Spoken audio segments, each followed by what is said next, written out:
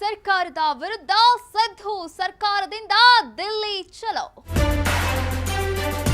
UPA ಸರ್ಕಾರಕ್ಕಿಂತ Modi ಸರ್ಕಾರ ರಾಜ್ಯಕ್ಕೆ ಹೆಚ್ಚು ತೆರಿಗೆ ನೀಡಿದ್ಯಾ? ಕಾಂಗ್ರೆಸ್ ಸರ್ಕಾರದ ದಿಲ್ಲಿ ಚಲೋ ಹಿಂದಿದ್ಯಾ ರಾಜಕೀಯ ಷಡ್ಯಂತ್ರ? 2024ರ ಚುನಾವಣಾ ಹಿನ್ನೆಲೆಯಲ್ಲೇ ಸಿದ್ದು ಸರ್ಕಾರ ಈ ಹೋರಾಟಕ್ಕೆ ಇಳಿದಿದ್ಯಾ?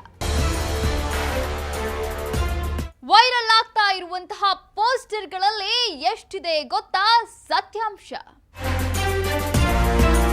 ವೀಕ್ಷಕರೇ, ಇತ್ತೀಚೆಗಷ್ಟೇ ಕೇಂದ್ರ ಸರ್ಕಾರ ಬಜೆಟ್ ಮಂಡನೆ ಮಾಡಿದೆ. ಆ ಬಜೆಟ್ನಲ್ಲಿ ಕೇಂದ್ರ ಸರ್ಕಾರ ನಮ್ಮ ರಾಜ್ಯಕ್ಕೆ ತೆರಿಗೆ ಪಾಲನ್ನ ನೀಡುವಲ್ಲಿ ಮತ್ತೆ ಮೋಸ ಮಾಡಿದೆ ಅನ್ನೋದು ಸಿದ್ದರಾಮಯ್ಯ ಸರ್ಕಾರ ಮಾಡ್ತಿರುವಂತಹ ಆರೋಪ. ಅದೇ ಕಾರಣಕ್ಕೆ ಸಿದ್ದು ಸರ್ಕಾರ ನಮ್ಮ ತೆರಿಗೆ ನಮ್ಮ ಹಕ್ಕು ಎನ್ನುವ ಅಭಿಯಾನ ಶುರು ಮಾಡಿದೆ. ಅಲ್ಲದೆ ದಿಲ್ಲಿಯ ಜಂತರ್ ಮಂತರ್ನಲ್ಲಿ ಇಂದು ಕೇಂದ್ರ ಸರ್ಕಾರದ ತೆರಿಗೆ ಪಾಲು ಕಡಿಮೆ ಮಾಡಿರುವುದರ ವಿರುದ್ಧ ಪ್ರತಿಭಟನೆಯನ್ನ ಸಿದ್ದು ಸರ್ಕಾರ ಮಾಡಿದೆ. ಇದರ ಮಧ್ಯೆ ಸೋಷಿಯಲ್ ಮೀಡಿಯಾದಲ್ಲಿ ಯುಪಿಎ ಸರ್ಕಾರಕ್ಕಿಂತ ಹೆಚ್ಚು ತೆರಿಗೆ ಪಾಲನ್ನ ಮೋದಿ ಸರ್ಕಾರ ರಾಜ್ಯಕ್ಕೆ ನೀಡಿದೆ ಎನ್ನುವ ಪೋಸ್ಟ್ ಕೂಡ ವೈರಲ್ ಆಗ್ತದೆ. ಇಷ್ಟಕ್ಕೂ ಕರ್ನಾಟಕ ರಾಜ್ಯಕ್ಕೆ ಮೋದಿ ಸರ್ಕಾರ ತೆರಿಗೆ ಪಾಲು ಯುಪಿಎ ಅವಧಿಗಿಂತಲೂ ಹೆಚ್ಚು ನೀಡಿದ್ಯಾ? ಸದ್ಯ ತೆರಿಗೆ ಪಾಲು ನೀಡುವಲ್ಲೇ ರಾಜ್ಯಕ್ಕೆ ಮೋಸ ಆಗ್ತಿದ್ಯಾ? ಈ ಎಲ್ಲ ವಿಚಾರಗಳ ಸತ್ಯತೆಗಳೇನು ಅಂತ ನೋಡೋಣ. ಅದಕ್ಕೂ ಮುನ್ನ ನಮ್ಮ ಚಾನೆಲ್ಗೆ ಸಬ್ಸ್ಕ್ರೈಬ್ ಆಗಿ ನೋಟಿಫಿಕೇಶನ್ಗಾಗಿ ಬೆಲ್ ಐಕಾನ್ ಕ್ಲಿಕ್ ಮಾಡೋದು ಮರಿಬೇಡಿ.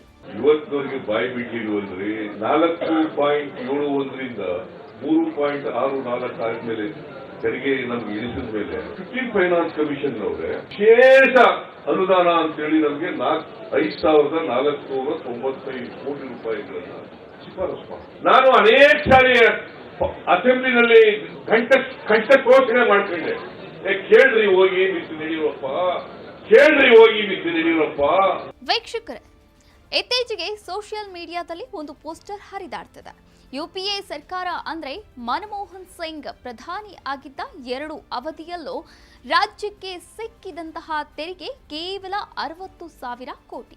ಆದರೆ ಮೋದಿ ಅವಧಿಯಲ್ಲೇ ಬರೋಬ್ಬರಿ 2,36,000 ಕೋಟಿ ಕೇಂದ್ರದಿಂದ ತೆರಿಗೆ ಪಾಲು ಸಿಕ್ಕಿದೆ ಎನ್ನುವ ಪೋಸ್ಟರ್ ವೈರಲ್ ಆಗ್ತದೆ. ಈ ಪೋಸ್ಟರ್ನಲ್ಲಿರುವ ವಿಚಾರ ಎಷ್ಟು ಸತ್ಯ ಎನ್ನುವ ಬಗ್ಗೆ ನೋಡೋಕ್ಕೂ ಮುನ್ನ ಕರ್ನಾಟಕಕ್ಕೆ ತೆರಿಗೆ ಪಾಲು ಎಷ್ಟು ಕಡಿಮೆ ಆಗಿದೆ ಅನ್ನೋದನ್ನ ಒಮ್ಮೆ ನೋಡೋಣ. ಮೋದಿ ಸರ್ಕಾರ 2018-2019 ಸಾಲಿನಲ್ಲೇ ರಾಜ್ಯಕ್ಕೆ ನೀಡಿದ ತೆರಿಗೆ ಪಾಲು 53,894 ಕೋಟಿ. ನಂತರದ ವರ್ಷದಲ್ಲಿ ಅಂದರೆ 2019ರಿಂದ 2020 ಸಾಲಿನಲ್ಲಿ 30,919 ಕೋಟಿ. ಆದರೆ ಕೊರೋನಾ ಕಾರಣದಿಂದಾಗಿ 2020 ಹಾಗೂ 2021 ಸಾಲಿನಲ್ಲಿ ರಾಜ್ಯಕ್ಕೆ ನಿಗದಿ ಮಾಡಿದ ತೆರಿಗೆ ಪಾಲು 28,862 ಕೋಟಿ. ಆದರೆ ಕೊಟ್ಟಿದ್ದು ಮಾತ್ರ 21,694 ಕೋಟಿ. 2021 ಮತ್ತು 2022 ಸಾಲಿನಲ್ಲಿ ಹಿಂದಿನ ವರ್ಷ ನೀಡಬೇಕಾಗಿದ್ದಂತಹ ತೆರಿಗೆ ಪಾಲು ಸೇರಿಸಿ 41,938 ಕೋಟಿ ನೀಡಬೇಕಿತ್ತು. ಆದರೆ ಆಗ ಸಿಕ್ಕಿದ್ದು ಮಾತ್ರ 33,283 ಕೋಟಿ. ಇನ್ನು 2022 ಮತ್ತು 2023 ಸಾಲಿನಲ್ಲೂ ಕೂಡ ಕೇಂದ್ರ ಸರ್ಕಾರ ರಾಜ್ಯಕ್ಕೆ ನೀಡಬೇಕಿದ್ದಂತಹ ತೆರಿಗೆ ಪಾಲು ನೋಡೋದಾದ್ರೆ 45,049 ಕೋಟಿ. ಆದರೆ ಸಿಕ್ಕಿದ್ದು ಮಾತ್ರ ಕೇವಲ 34,596 ಕೋಟಿ. ಇನ್ನು 2023-24 ವರ್ಷ ಅಂದರೆ 15ನೇ ಹಣಕಾಸಿನ ಆಯೋಗ ಶಿಫಾರಸ್ಸಿನಲ್ಲಿ ಸಿಗಬೇಕಾಗಿದ್ದಂತಹ ತೆರಿಗೆ ಪಾಲು 48,517 ಕೋಟಿ. ಆದರೆ ಕೇಂದ್ರ ಕೊಟ್ಟಿರೋದು ಕೇವಲ 37,852 ಕೋಟಿ. ಇಲ್ಲಿ ಮತ್ತೊಂದು ಇಂಟ್ರೆಸ್ಟಿಂಗ್ ಮಾಹಿತಿ ಅಂದ್ರೆ ಕೇಂದ್ರ ಸರ್ಕಾರ 2018ರಿಂದ 2023ರವರೆಗೆ ಕರ್ನಾಟಕ ರಾಜ್ಯದಿಂದ ಡೈರೆಕ್ಟ್ ಟ್ಯಾಕ್ಸ್ ಮೂಲಕ 9,57,000 ಕೋಟಿ ಹಣವನ್ನ ಸಂಗ್ರಹ ಮಾಡಿದೆ. ಇದೇ ಅವಧಿಯಲ್ಲಿ ರಾಜ್ಯದಿಂದ ಕೇಂದ್ರ ಸರ್ಕಾರ ಸಂಗ್ರಹಿಸಿರುವಂತಹ ಜಿಎಸ್ಟಿ ಮೊತ್ತ ಕೂಡ 4,38,000 ಕೋಟಿ. ಅಂದ್ರೆ ಒಟ್ಟು 14,04,000 ಕೋಟಿ ತೆರಿಗೆಯನ್ನ ಕರ್ನಾಟಕದಿಂದ ಮೋದಿ ಸರ್ಕಾರ ಸಂಗ್ರಹ ಮಾಡಿದೆ. ಆದ್ರೆ ಇದರಲ್ಲಿ ಕರ್ನಾಟಕಕ್ಕೆ ಸಿಕ್ಕಿರೋದು ಮಾತ್ರ ಕೇವಲ 1,56,000 ಕೋಟಿ ಮಾತ್ರ. ಇನ್ನೂ ನಿಮಗೆ ಒಂದು ಡೌಟ್ ಬರಬಹುದು, 2018ರಿಂದನೇ ಯಾಕೆ ಲೆಕ್ಕ ಹಾಕ್ತಾ ಇದ್ದೀರಾ, 2014ರಿಂದ ಲೆಕ್ಕ ಹಾಕ್ಬೇಕಲ್ವಾ? ವೀಕ್ಷಕರೇ, ದೇಶವ್ಯಾಪಿ ಜಿಎಸ್ಟಿ ಕಾಯ್ದೆ ಜಾರಿಗೆ ಆಗಿದ್ದು 2017ರ ಜುಲೈ 1ರಿಂದ. ಇನ್ನು ಜಿಎಸ್ಟಿ ನಿಯಮ ಜಾರಿಯಾಗಿದ್ದು ಕೂಡ 2018 ಮತ್ತು 19ನೇ ಹಣಕಾಸಿನ ವರ್ಷದಿಂದ. ಅಲ್ಲಿವರೆಗೂ ರಾಜ್ಯ ಸರ್ಕಾರಗಳಿಗೆ ಹೆಚ್ಚಿನ ಪ್ರಮಾಣದಲ್ಲಿ ತೆರಿಗೆ ಸಂಗ್ರಹವಾಗ್ತಾ ಇತ್ತು. ಆಗ ಕೇಂದ್ರದಿಂದ ತೆರಿಗೆ ಪಾಲು ಕಡಿಮೆ ಬಂದರೂ ಅಭಿವೃದ್ಧಿ ಕಾರ್ಯಗಳಿಗೆ ಬೇಕಾಗುವಷ್ಟು ಹಣವನ್ನ ರಾಜ್ಯಗಳೇ ಭರಿಸ್ತಾ ಇತ್ತು. ಆದರೆ ಜಿಎಸ್ಟಿ ಬಂದ ನಂತರ ಅಬಕಾರಿ ಮತ್ತು ಚಾಪಾ ಕಾಗದ ಬಿಟ್ಟರೆ ಬೇರೆ ಯಾವ ಆದಾಯದ ಮೂಲಗಳಲ್ಲೂ ಕೂಡ ರಾಜ್ಯ ಸರ್ಕಾರದ ಹಿಡಿತದಲ್ಲಿ ಇಲ್ಲ. ಎಲ್ಲಾ ಸರಕು ಮತ್ತು ಸೇವೆಗಳು ನೇರವಾಗಿ ಜಿಎಸ್ಟಿ ವ್ಯಾಪ್ತಿಯಲ್ಲಿ ಬರುವ ಕಾರಣ ಕೇಂದ್ರವೇ ತೆರಿಗೆ ಪಾಲನ್ನ ರಾಜ್ಯಗಳಿಗೆ ನೀಡಬೇಕಾಗಿ ಬಂತು. ಇದೇ ಕಾರಣಕ್ಕಾಗಿ ಸದ್ಯ ಸಿದ್ದರಾಮಯ್ಯ ಸರ್ಕಾರ ತೆರಿಗೆ ಪಾಲಿನಲ್ಲಿ ರಾಜ್ಯಕ್ಕೆ ಆಗ್ತಾ ಇರುವಂತಹ ನಷ್ಟವನ್ನ ಪ್ರಶ್ನಿಸಿ ಕೇಂದ್ರ ಸರ್ಕಾರದ ವಿರುದ್ಧ ಪ್ರತಿಭಟನೆಗೆ ಇಳಿದಿರೋದು.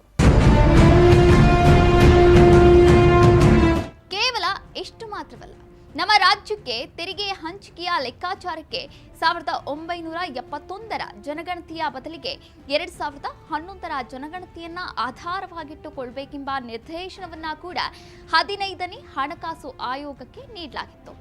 ಉತ್ತರದ ರಾಜ್ಯಗಳಿಗೆ ಹೋಲಿಸಿದರೆ ದಕ್ಷಿಣದ ರಾಜ್ಯಗಳು ಪರಿಣಾಮಕಾರಿಯಾಗಿ ಕುಟುಂಬ ನಿಯಂತ್ರಣವನ್ನ ಮಾಡಿಕೊಂಡು ಬಂದಿವೆ. ಇದರಿಂದಾಗಿ ದಕ್ಷಿಣದ ರಾಜ್ಯಗಳ ಒಟ್ಟು ಜನಸಂಖ್ಯೆ ಕಡಿಮೆಯಾಗ್ತಾ ಕೂಡ ಬರ್ತಾ ಇದೆ. ಅದೇ ರೀತಿ ರಾಷ್ಟ್ರೀಯ ತಲಾ ಆದಾಯಕ್ಕಿಂತ ದಕ್ಷಿಣದ ರಾಜ್ಯಗಳ ತಲವಾರು ಆದಾಯ ಕೂಡ ಹೆಚ್ಚಾಗಿದೆ. ಈ ತಪ್ಪು ಮಾನದಂಡಗಳನ್ನ ಕೇಂದ್ರ ಹಣಕಾಸು ಆಯೋಗ ಅನುಸರಿಸ್ತಾ ಇರುವಂತಹ ಕಾರಣದಿಂದಾಗಿ ದಕ್ಷಿಣದ ರಾಜ್ಯಗಳು ನಿರಂತರವಾಗಿ ಅನ್ಯಾಯಕ್ಕೆ ಈಡಾಗಿವೆ ಎನ್ನುವ ಆರೋಪ ಕೂಡ ಕೇಳಿ ಬರ್ತದೆ. 14ನೇ ಹಣಕಾಸು ಆಯೋಗ ಕರ್ನಾಟಕದ ತೆರಿಗೆ ಪಾಲು 4.72% ಅಂತ ನಿಗದಿಪಡಿಸಿತ್ತು. ಆದರೆ ಈಗಿನ 15ನೇ ಹಣಕಾಸು ಆಯೋಗ ಈ ಪಾಲನ್ನ ಕಡಿಮೆಗೊಳಿಸಿ 3.64%ಗೆ ಇಳಿಸಿದೆ. ಇದರಿಂದ ಕಳೆದ 4 ವರ್ಷಗಳಲ್ಲಿ ತೆರಿಗೆ ಪಾಲಿನಲ್ಲಿ ಅಂದಾಜು 45,000 ಕೋಟಿಯನ್ನ ಕರ್ನಾಟಕ ಕಳೆದುಕೊಂಡಿರುವುದು ವಾಸ್ತವ ಆಗಿರುವಂಥದ್ದು. ಇನ್ನು ಸಿಂಪಲ್ ಆಗಿ ಹೇಳಬೇಕಂದ್ರೆ ಕರ್ನಾಟಕ ರಾಜ್ಯದಿಂದ ಕೇಂದ್ರಕ್ಕೆ ₹1 ತೆರಿಗೆ ಸಂಗ್ರಹವಾಗ್ತಾ ಇದ್ರೆ ಅದರಲ್ಲಿ ಕರ್ನಾಟಕಕ್ಕೆ ವಾಪಸ್ ಸಿಗ್ತಾ ಇರೋದು ಕೇವಲ 15 ಪೈಸೆ ಮಾತ್ರ. ಆದರೆ ಅದೇ ಉತ್ತರ ಪ್ರದೇಶದಿಂದ ₹1 ತೆರಿಗೆ ಸಂಗ್ರಹವಾದರೆ ವಾಪಸ್ ಹೋಗ್ತಾ ಇರೋದು ₹2.73 ಸಿಗ್ತಾ ಇದೆ. ಇದಕ್ಕೆ ಕಾರಣವೇ ಹಣಕಾಸು ಆಯೋಗದ ತಪ್ಪು ಮಾನದಂಡಗಳನ್ನು ಅನುಸರಿಸ್ತಾ ಇರೋದು. ಅದಕ್ಕೆ ದಕ್ಷಿಣ ರಾಜ್ಯಗಳಿಗೆ ಅನ್ಯಾಯ ಆಗ್ತಿದೆ ಎನ್ನುವ ಕೂಗು ಕೂಡ ಕೇಳಿಸ್ತಾ ಇರೋದು. ಒಟ್ಟಿನಲ್ಲಿ ಜಿಎಸ್ಟಿ ಜಾರಿಯಾದ ಬಳಿಕವೇ ಕೇಂದ್ರ ಸರ್ಕಾರದಿಂದ ಕರ್ನಾಟಕಕ್ಕೆ ತೆರಿಗೆ ಪಾಲಿನ ಹಣದಲ್ಲಿ ಗಣನೀಯವಾಗಿ ಇಳಿಕೆಯಾಗಿದೆ. ಇದರಿಂದ ಹೆಚ್ಚು ನಷ್ಟ ಅನುಭವಿಸ್ತಾ ಇರುವುದು, ಸಂಕಷ್ಟಕ್ಕೆ ಸಿಲುಕಿರೋದು ನಮ್ಮ ರಾಜ್ಯದ ದುಡಿಯುವ ವರ್ಗವೇ ಹೊರತು ರಾಜಕೀಯ ಪಕ್ಷಗಳಲ್ಲ. ಇನ್ನು ಸೋಷಿಯಲ್ ಮೀಡಿಯಾದಲ್ಲಿ ಮೋದಿ ಸರ್ಕಾರವೇ ಯುಪಿಎಗಿಂತ ಹೆಚ್ಚು ತೆರಿಗೆ ನೀಡಿದೆ ಎನ್ನುವ ಹೋಲಿಕೆಯನ್ನ ಮಾಡೋಕೆ ಸಾಧ್ಯವೇ ಇಲ್ಲ.